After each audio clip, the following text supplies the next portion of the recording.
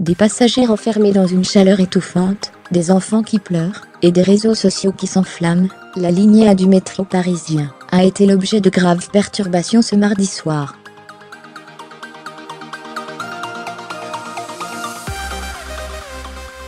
Vers 23h30, la RATP était encore incapable d'estimer une reprise du trafic pour le soir même.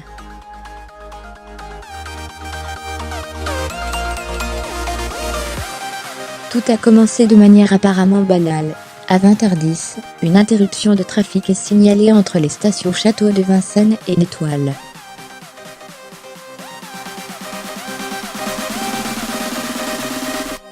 En cause, un problème technique entre Bastille et Saint-Paul. Diligenté par la RATP, l'opération d'évacuation de la quinzaine de trains immobilisés, dont la moitié se trouvant en plein tunnel, entre deux stations, va alors mettre près d'un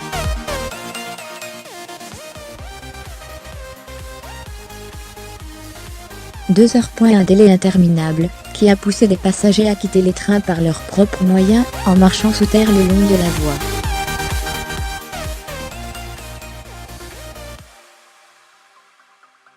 Bloqués sur cette ligne sans conducteur, des dizaines de passagers ont témoigné sur Twitter.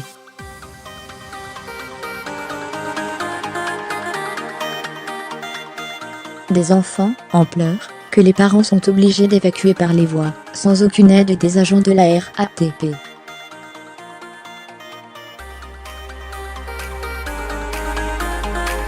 « 1h30 que ça dure et il fait, sans mentir, 60 degrés dans la rame et le tunnel », déplore l'un d'eux.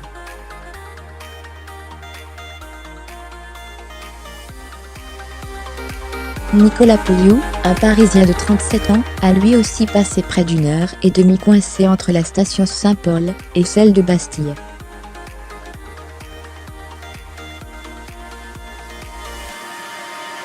Au départ, un agent nous répétait toutes les 10 secondes qu'il ne fallait pas sortir et que le métro allait repartir.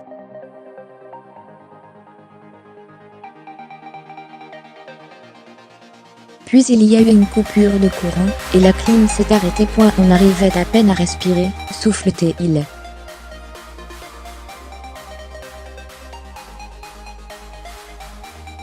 Il reprend, un signal d'alerte a retenti, puis les portes se sont ouvertes. Ensuite, des sauveteurs avec des échelles sont arrivés.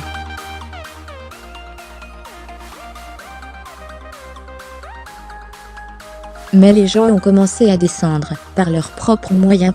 On marchait en file indienne, dans le noir.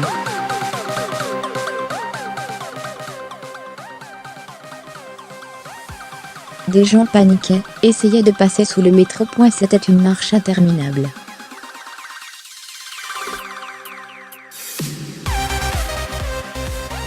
Finalement, Nicolas verra enfin le bout du tunnel en sortant à Bastille. Mobilisés sur les quais pour prendre en charge les voyageurs évacués, les sapeurs-pompiers ont déployé près de militaires, ainsi que des ambulances, afin de recueillir les passagers les plus affaiblis par ce pénible épisode.